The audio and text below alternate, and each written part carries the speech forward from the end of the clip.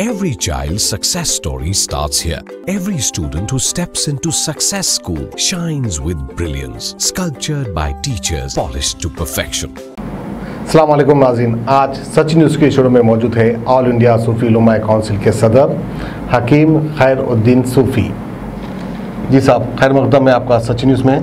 आप काफ़ी इस वक्त जो है चर्चों में हैं वक्फ बोर्ड के इजाज़तों को लेकर।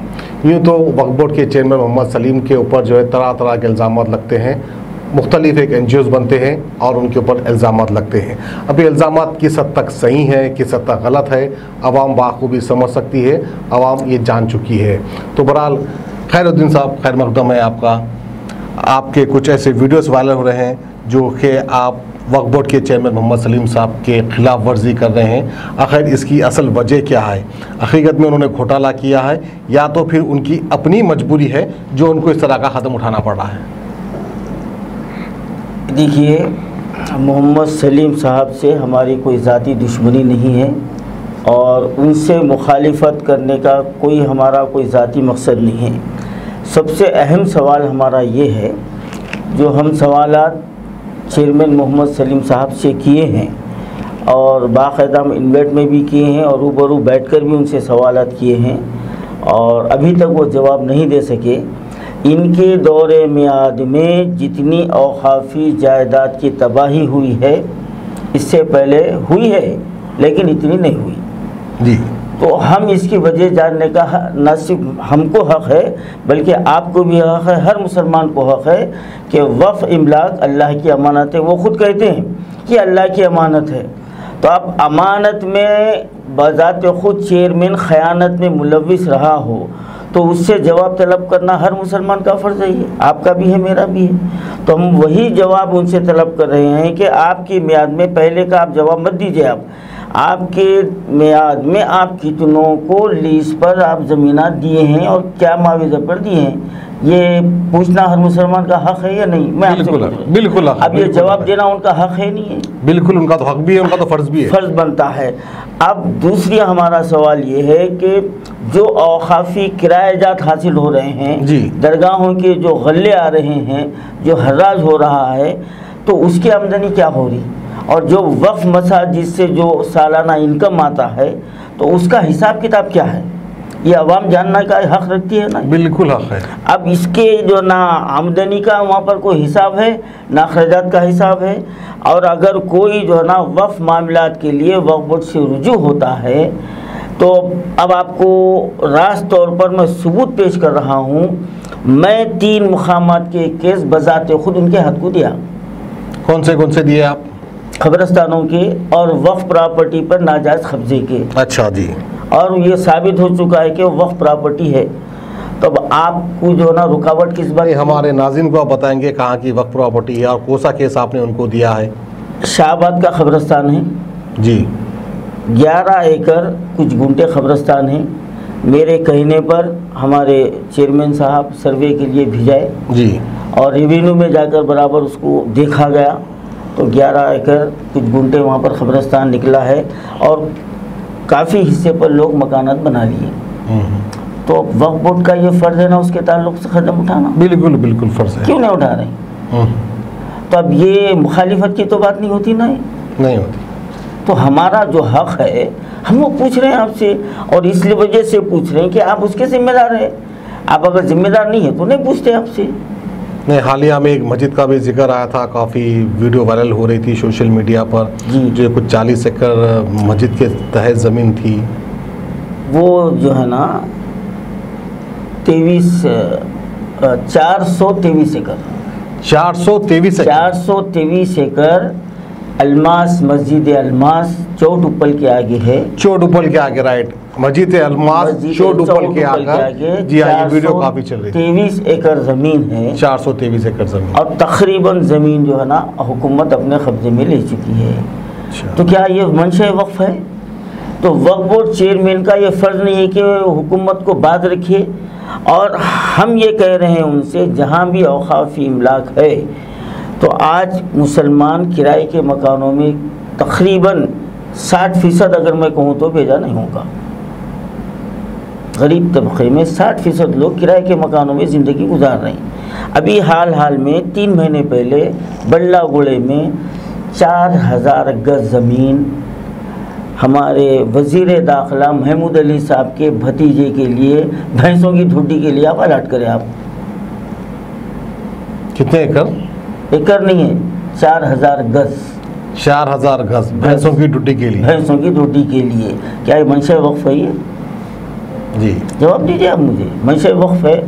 आप जो पहला जो सवाल किए कि आप मुखालिफत कर रहे हैं, वल्लाह हम उनसे कोई मुखालिफत नहीं कर रहे हैं, ये आपको पूछने का भी हक है। अब वो मौजूदा होम मिनिस्टर साहब है, अब उनका सीएम साहब से मिलना जुलना है, अब सलीम साहब के ऊपर तो कुछ प्रेशर आया होगा, दबाव आया होगा, दे दो या ना दो, बहरहाल आप समझ सकते हैं। नहीं समझ सकते हैं। तो इनका ये कहना कि मैं अल्लाह से डरता हूँ, मैं अल्लाह से डर रहा हूँ, मैं वक्फ व इमला की हिफाजत कर रहा हूँ, क्यों डर रहे हैं साहब आप? अब अल्लाह से, ये अल्लाह का डर है क्या? ये आप चेयरमैन के दबाव में आ गए। जो इंसान ऊपर बैठे हैं, जो इंसान ऊपर बैठे हैं उनका डर है, तो ये गलत है, ईमान नहीं हो गया ना। ये ईमान से बईद बात है ना। आपको अल्लाह को जवाब देना है। आप ये बताते हैं, आप ये हर वीडियो में अल्लाह को जवाब जो देना है मरने के बाद देना है। अभी तो जो है बड़े बड़े लोग को जवाब देना है दुनिया में। शरफुद्दीन साहब हर वीडियो में ये कहते हैं कि मैं अल्लाह से डरता हूँ। कौन नहीं डरते अल्लाह से? आप भी डरते हैं, मैं भी डरता हूँ, दुनिया डरती है। तो बबांगे दहल उन्होंने मीडिया में उन्होंने बोलते हैं कि मैं अल्लाह से डरता हूँ, तो ये अल्लाह का डर है क्या? ये मेरा ये सवाल है। वही तो मैं आपसे कह रहा हूँ, अल्लाह का डर तो नहीं है, बस इनसे जो ऊपर बैठे हैं, इनसे जो ऊपर बैठे हैं उनका डर ज्यादा है। अल्लाह का भी डर होगा उनको, नहीं बोल के नहीं बोल रहा हूँ। फिर आप जो है ना कौम से वफादारी कहाँ कर रहे हैं आप? अब अभी बतला रहा हूँ मैं आपको, पहाड़ी शरीफ के पास 10 एकड़ ज़मीन 22 जून को मीडिया के टीम को लेकर गए आप, जाके खड़े रह के बता दिए 10 एकड़ ज़मीन है, ये हम कब्रिस्तान के लिए हम इसको मुख्तस कर रहे हैं जी। हम 24 जून को गए, 2 दिन के बाद जी, हम और हमारे साथी हम जाके बोले भाई 2014 में, आपको भी याद होगा क्योंकि आप सहाफ़ी हैं। जी जी। 2014 में महमूद अली साहब उसी पहाड़ी शरीफ के पास 10 एकड़ ज़मीन का ऐलान करते हुए ये ऐलान करे थे कि जंगी खतूत पर गुस्ल खानों की तामीर हो रही है, लावारिस लाशों को भी यहाँ पर दफनाया जाएगा वक्फ बोर्ड के अंडर में। ये महमूद अली साहब का बयान था, आधा आधा पेज अखबारों में छपा जी। फिर वो क्या हुआ? आपको पूछने का हक नहीं। काम चल रहा होगा अभी 2014 से आज तक। नहीं, गवर्नमेंट के काम है ना, जैसे कि आप सभी जानते हैं। वहाँ है ही नहीं ज़मीन। कहाँ गई ज़मीन? निकल गई। हम वही तो पूछ रहे हैं, ज़मीन निकल गई, आसमान निकल गया साहब। हम तो वही तो पूछ रहे हैं कि वो 2014 की 10 एकड़ कहाँ है, वो बताइए आप। फिर ये नया जो ना शोषा छोड़ दिया आप, जो मेन रोड पर है और करीब जो है ना 400-500 ख़त्म के ऊपर डिफेंस है वहाँ पर, और जो है ना नेशनल जो ना बड़े हाई पावर के जो ना वैड जो ना वहाँ से जा रहे हैं, सिर्फ चीरी है। खड़े रह के बता दिए 10 एकड़ ज़मीन है। तो हम बोले भाई आप जो है ना डिफेंस के जो कानून के हिसाब से डिफेंस के इलाके में उसके करीब में कोई तामीराती काम हो सकता? नहीं हो सकता। तो आप एनओसी लेना चाहिए। कानून के हिसाब से तो नहीं होता, लेकिन हो रहा है, लेना चाहिए ना जी।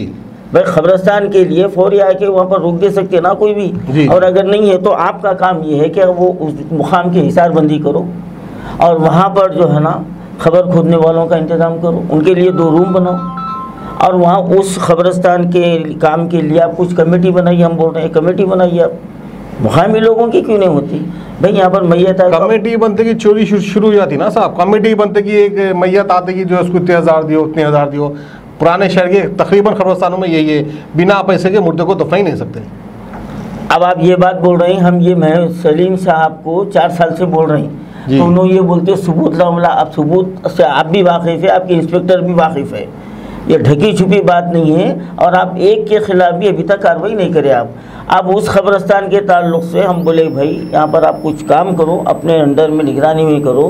और सवाल ये है कि शहर के एक कब्रिस्तान से दूसरे कब्रिस्तान मैयत को जाने के लिए समूह से पर किराया देना पड़ा, जबकि हिंदुस्तान में हमारा वक्फ बोर्ड सबसे ज़्यादा दौलतमंद है। जी जी, हमारे पास जितनी जायदाद है, जितनी आमदनी है, कोई स्टेट में नहीं है। लुटेरे भी उतने ही है हमारे पास, उतने भी लुटेरे भी उतने, बड़े लेवल से लेकर छोटे लेवल तक लुटेरे भी। आपको आप जो हक की बात बोल दिया, आप लुटेरे भी उतनी है। तो क्या हमारा वक्फ बोर्ड एक 4 गाड़ियों का इंतजाम नहीं कर सकता? बिल्कुल। और हमारे जो 4 नहीं बल्कि 100 गाड़ी का इंतजाम कर सकते हैं ना। आज हम 2 साल से बोल रहे, महमूद अली साहब वादा किए मेरे से रात जाके उनके मकान पे मिल के मैं बोला, देखिए महमूद अली साहब, आप दूसरे कौन से भी हमारे हमवतन भाइयों के कब्रिस्तानों में जाइए, आप 8-8, 10-10 गाड़ियाँ हैं, ये हमारी बदनसीबी है कि हमारे कोई कब्रिस्तान में एक गाड़ी नहीं है। तो ना अब ये तक भी कह दिया कि हम बेशर्म हो गए मुसलमाना, और उससे ज़्यादा बेशर्म हमारा वक्फ बोर्ड हो गया जो पैसा रख के 1-2 गाड़ी का। आप सलीम साहब क्या जवाब दिए मालूम है आपको? बोले इससे पहले गाड़ी थी वक्फ बोर्ड के लोगों, उसमें तरकारी लाना शुरू करे तो गाड़ी क्यों डालती है? ये हमारा वक्फ बोर्ड है साहब। हाँ, ये सलीम साहब की सख्ती बिल्कुल ही नहीं है। नहीं है।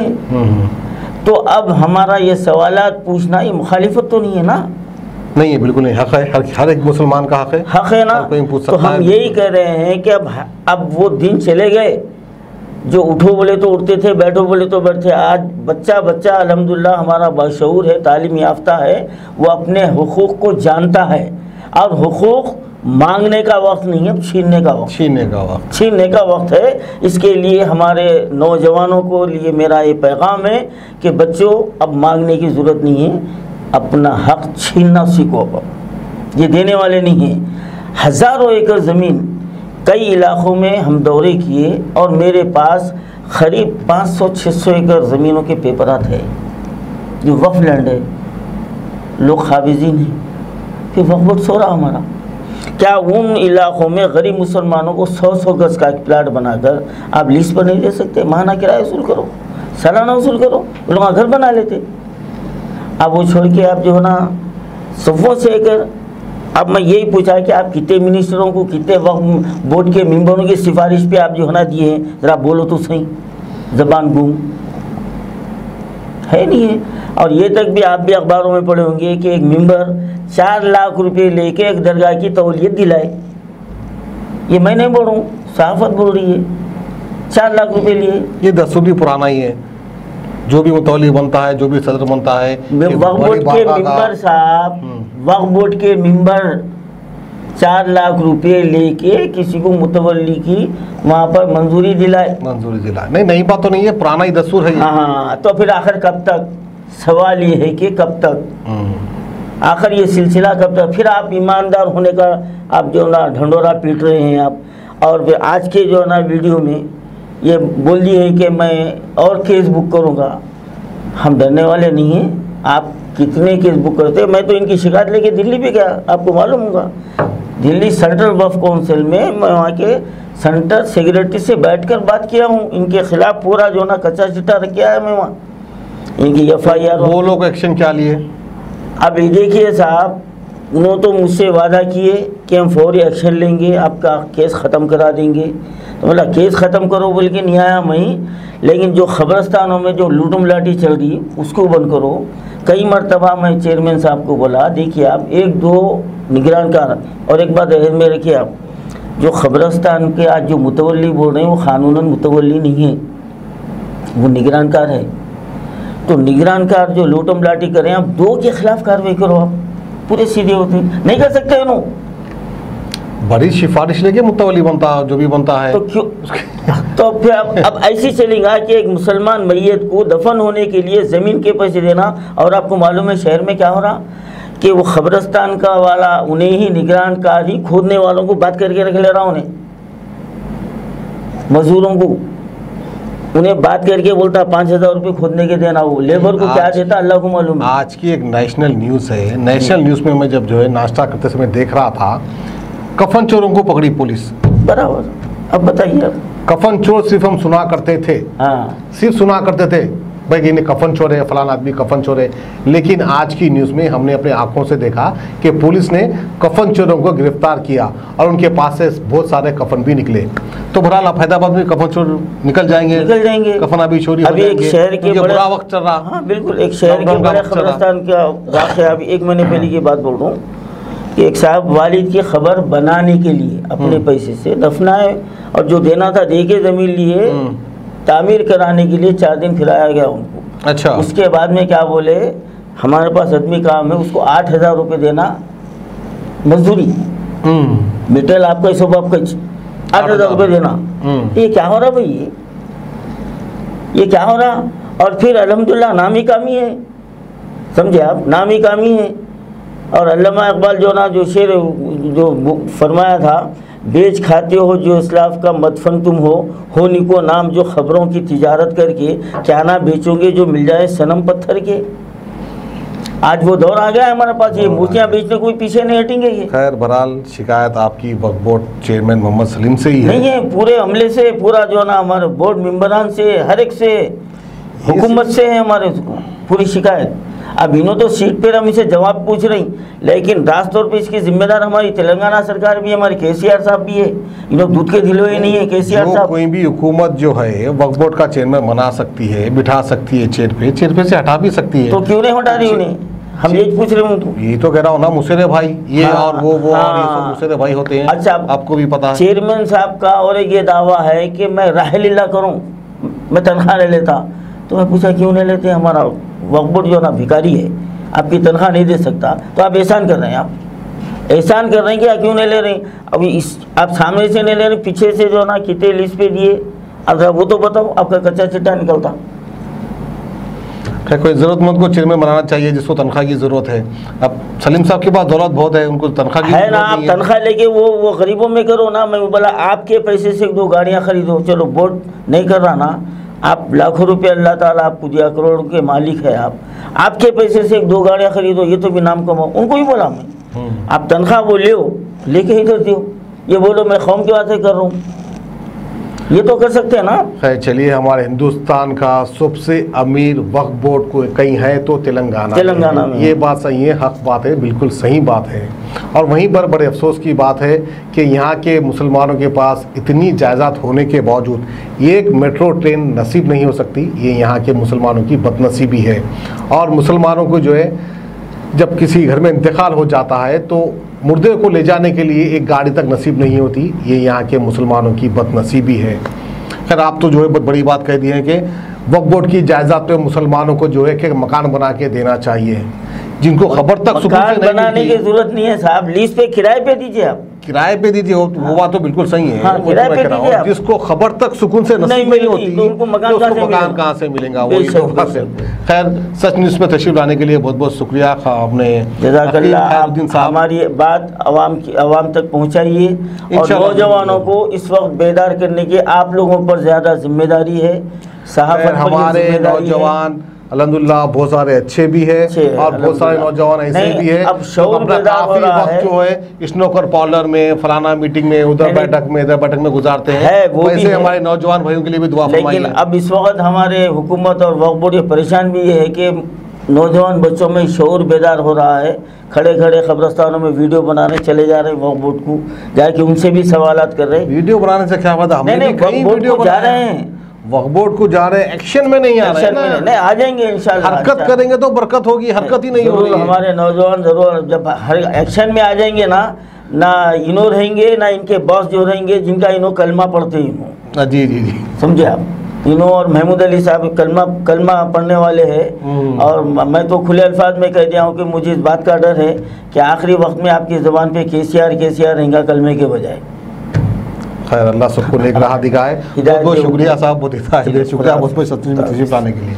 जर्मनटन हॉस्पिटल ऑर्थोपेडिक से मुताल्लिक हर मरीज यहाँ शिफायाब। इनाम याफ्ता doctor Mir Jawad Zar Khan, senior orthopaedic surgeon, advance operation theatre, ICU, digital X-ray, laboratory, physiotherapy, pharmacy, sharing और प्राइवेट रूम्स, लेडी डॉक्टर्स और डॉक्टर अर्जुमन सुल्ताना गैनाकोलॉजिस्ट की खिदमात हासिल। वाजबी फीस और मुकम्मल सहूलियात से हजारों मुतमईन। एम्बुलेंस से आरास्ता Germanton orthopaedic hospital, pillar number 150, Attapur, Hyderabad.